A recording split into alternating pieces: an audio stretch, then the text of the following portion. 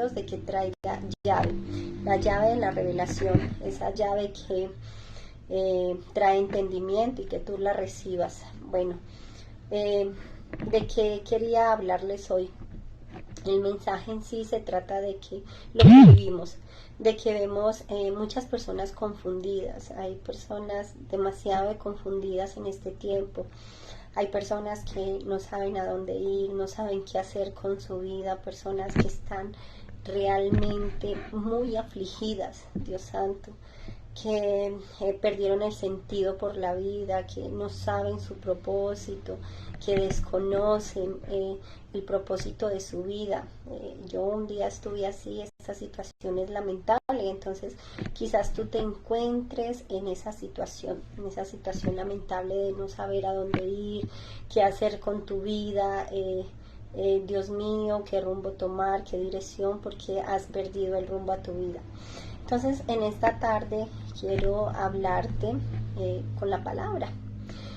Para iniciar, escuchemos lo que dice en Deuteronomio 30:19, y dice: Hoy te he dado a elegir entre la vida y la muerte, entre las bendiciones y las maldiciones. Y ahora pongo al cielo y a la tierra como testigos de la decisión que tú tomes. Ay, si eligieras la vida, para ti y tus descendientes podrás vivir. Puedes elegir esa opción al amar y obedecer y comprometerte fielmente con el Señor tu Dios. Esa es la clave para que lleves una vida, y si amas, obedecerás al Señor y podrás entrar a la tierra que el Señor juró que daría a tus antepasados, Abraham y Isaac. O sea que una de las respuestas a lo que acabo de mencionar es esto. Él nos dio la elección entre la vida y la muerte. ¿Cuál es la vida?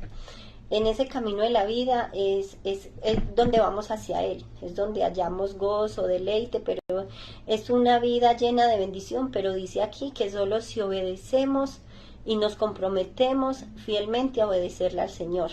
Pero eso es lo que sucede con las personas. Las personas prefieren, el mundo prefiere apartarse de Dios, apoyarse en su propio entendimiento, actuar neciamente, y luego se quejan y se lamentan. Por eso vemos un mundo completamente en ruinas, un mundo completamente afligido, un mundo sin dirección alguna, un mundo destruido por la necedad, porque Él mismo dijo: hoy te doy a elegir entre la vida y la muerte. Elegir la vida es elegirlo a Él, o sea, obedecer, pero elegir la muerte es desobedecerlo. Y vemos una humanidad que vive completamente en desobediencia a Dios, que quiere vivir a su modo, a su imagen y no a la imagen de Dios. Entonces, ¿qué pasa con estas personas desobedientes que no quieren aceptar la instrucción del Señor? Con este mundo desobediente, dice también en Deuteronomio 31:17, de esta manera, es fuerte, pero es bueno que lo sepas, dice: entonces mi enojo arderá contra ellos. ¿El enojo de quién? Del Señor, dice: los abandonaré y esconderé mi rostro de ellos, y serán devorados por terribles dificultades, y en aquel día dirán: ay, estas calamidades nos ha ocurrido porque Dios no está con nosotros.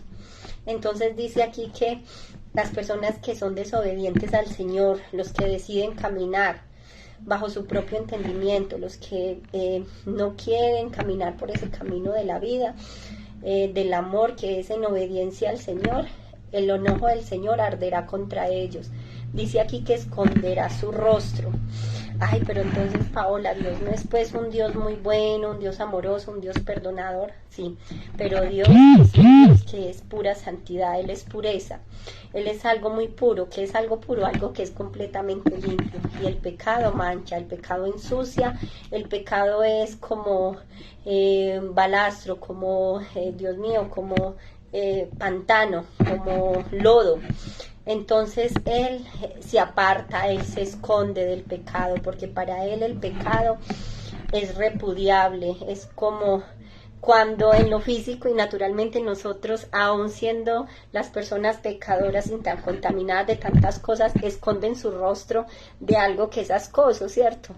De algo que es sucio, algo que es inmundo, como un vómito, estiércol, ¿verdad? Que las personas tendemos a esconder el rostro. Cuando vemos esas cosas decimos, ¡ay, no, guácala!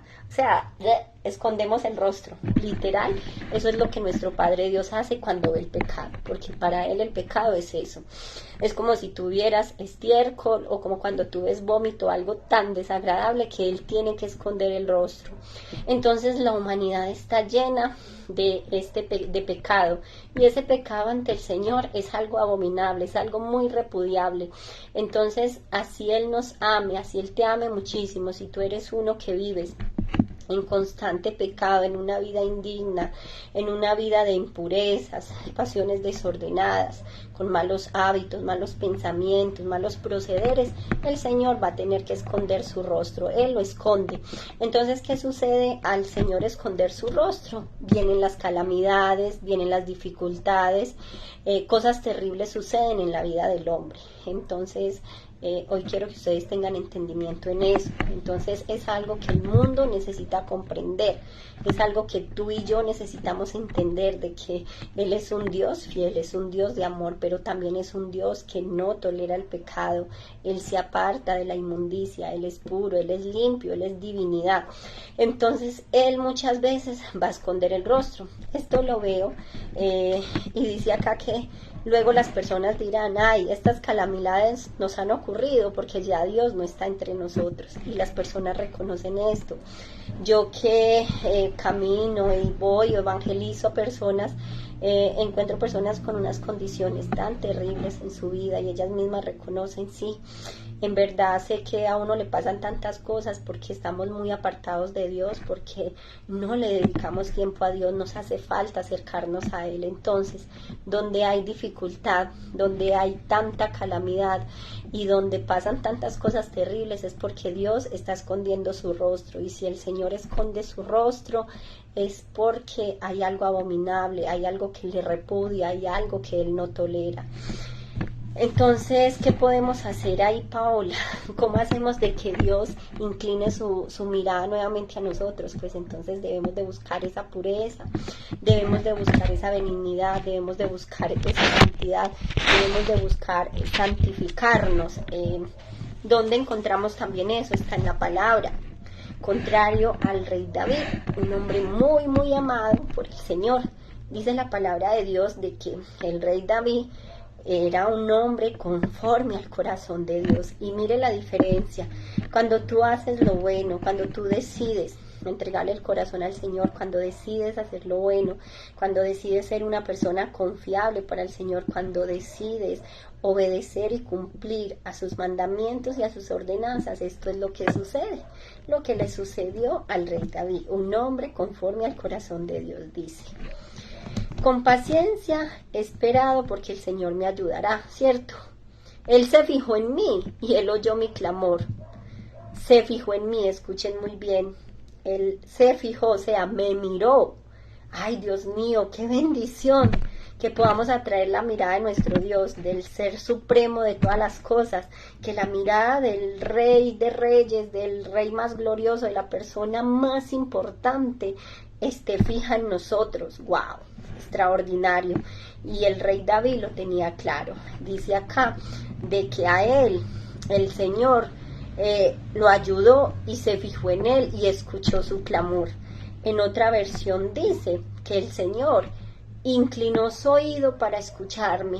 O sea, qué bendición que tú puedas ser, o que podamos ser uno de esos que atraigamos la mirada de nuestro Dios, que Él quiera mirarnos, que al contrario de esconder su rostro, Él nos quiera ver, que incline su oído. Imagínate tú esa majestad, esa divinidad inclinando su oído para escucharte. Realmente es porque le interesas, porque quiere ayudarte. Así también como en lo físico, alguien nos importa o nos interesa, nos entusiasmamos y queremos escuchar lo que esa persona quiere, lo que esa persona necesita, y estamos prestos para ayudar, para extender la mano. Estamos fijos, pendientes de lo que esa persona quiera.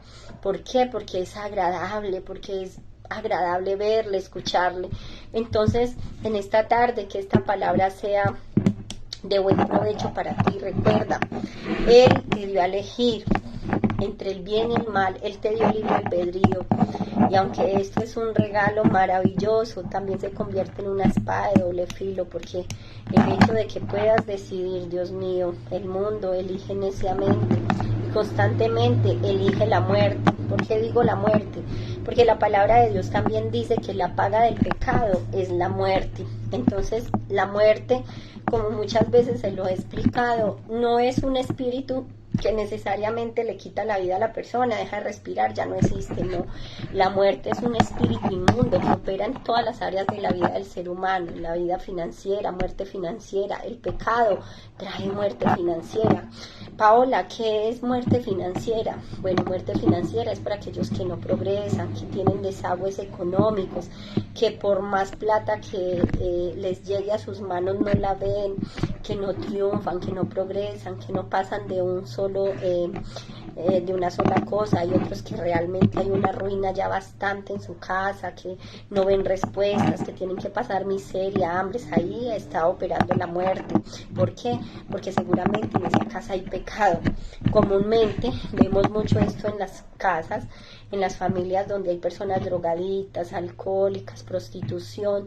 Vemos que son personas que no avanzan, personas que se quedan ahí. ¿Por qué? Porque el pecado toma las finanzas y vemos que son personas que viven realmente en ruina. La muerte también opera en lo sentimental, en el matrimonio. Vemos familias destruidas, matrimonios infelices, matrimonios que viven en contienda, parejas que no se entienden, que lo único que hacen es daño. Entonces ahí hay una muerte en ese matrimonio, ahí está operando ese espíritu a causa del pecado. ¿Qué pecados puede haber? Bueno, ya cada persona se examina. Entonces la muerte toma posesión y legalidad a causa del pecado en todas las áreas. En la salud, la muerte en la salud es una persona que no termina de sanarse de una cosa, ya está enferma de otra, constantemente está enferma. Es una persona que no se ve aliviada, constantemente está enferma. Entonces la muerte opera de muchas maneras, porque dice aquí que la paga el pecado es la muerte. Entonces la muerte se refiere a eso, empieza así, empieza espiritualmente. Una muerte espiritual es cuando no podemos ver ni discernirlo del reino, cuando se vive en este mundo como a ciegas. Luego ataca estas áreas. Entonces Él nos dio la capacidad, nos dio el libre albedrío de elegir lo bueno y lo malo, nos dio el libre albedrío de elegir el camino de la vida o el camino de la muerte. Entonces ahí acontecen todas estas cosas. Entonces hoy los dejo con esta palabra. Entonces, que ustedes quieran ser como ese David, ese que es conforme al corazón de Dios, o fue conforme al corazón de Dios, un hombre muy amado por el Señor, obediente, un hombre de mucha integridad y un varón que siempre buscó al Señor antes que a nada, que sabía de dónde venía su confianza. Ciertamente todos los salmos fueron escritos por este salmista, por este adorador, porque él amaba al Señor con todo su corazón, y dice en este Salmo 40 de que el Señor le ayudaba y que el Señor fijaba sus ojos para verlo y para acudir en su ayuda.